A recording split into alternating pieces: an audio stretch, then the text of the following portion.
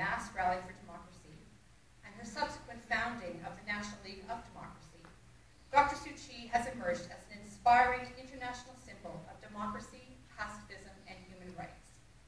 During her 15 years of detention at the hands of the military junta, she remained steadfastly committed to nonviolent, peaceful revolution, serving as the leader of the democratization movement in her homeland.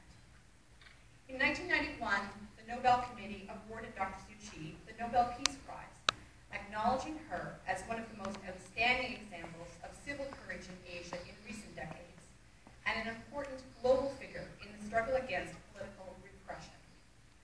Dr. Suu Kyi's dedication and courage have been recognized by numerous prestigious international awards, including the Rafto Human Rights Prize, the Sakharov Prize for Freedom of Thought, and the Presidential Medal of Freedom. In 2007, the Canadian government extended her honorary Canadian citizenship, one of only 5 people to ever receive this honor. When I review her life story, however, I am personally struck by the exceptional sacrifices she made as a daughter, wife, and mother who found herself on the front lines of a pro-democracy struggle. The choices she made reveal a strength of character and selflessness that few of us can even imagine.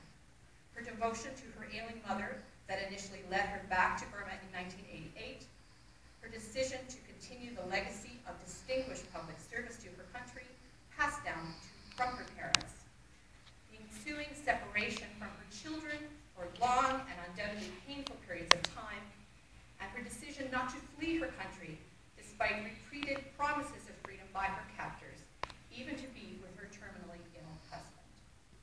Her choices exemplify the values we as educators at Carleton hope to instill in our own students and indeed in ourselves. The courage of our convictions, a passionate engagement with our communities, and a profound and abiding belief that change is possible and that individual voices can make a difference. Last November, the world watched as cheering crowds celebrated the end of her many long years of house arrest.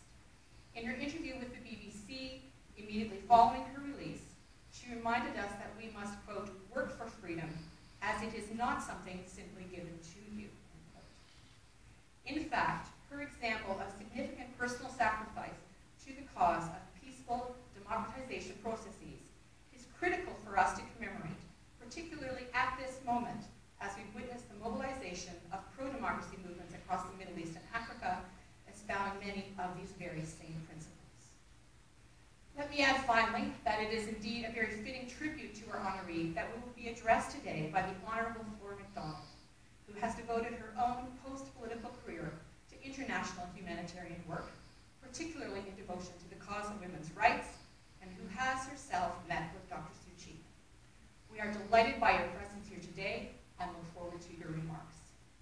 Therefore, Mr. Chancellor, in recognition of a distinguished contribution to people throughout the world who are striving to attain democracy, human rights, and ethnic conciliation by peaceful means, I respectfully